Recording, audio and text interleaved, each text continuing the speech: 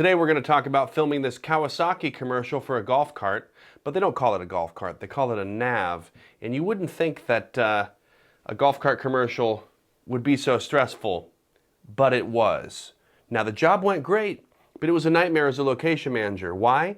Because it was in a gated community that didn't really love filming. A lot of these people moved outside of LA to the Bridgeport, Valencia part of North LA, Santa Clarita area to get away from all that. And here I come in with all my trucks, paid the HOA $20,000, about $10,000 per day, which was relatively cheap considering they gave us an entire neighborhood. Look at that. See how there's one car, but besides that, no cars on the street. Why?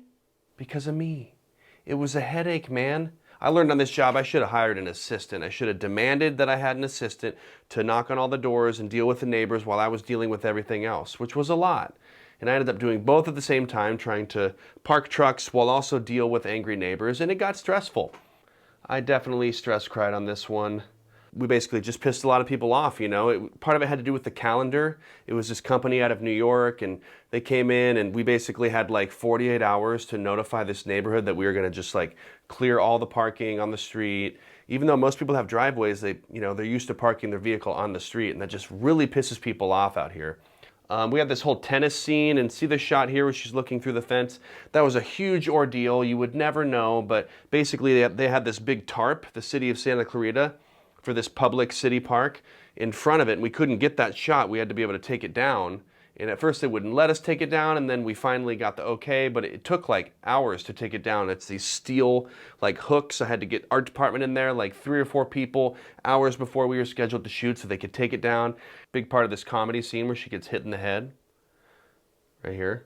Boom. Yeah, we couldn't have had that. There's a house, you can't really see it, but there's like a big white or a grill cover, and I had to go over there and like knock on the door and then sneak into their backyard, or not sneak, but they gave us permission, but it was like super early in the morning to try to cover it or remove it because it was just like a big white square in the shot. Little things like that you would never think about. My job as the locations guy. The nature of this commercial, the product that we're selling is a form of transportation, so naturally we're driving. It's like all driving shots, and driving shots can be stressful because it's not just static. You're not just shooting, like the easiest is like shooting a product in a studio. It's completely controlled, and we're shooting a moving vehicle out in the open in public, so it's like way more complicated. That's Hollywood, baby.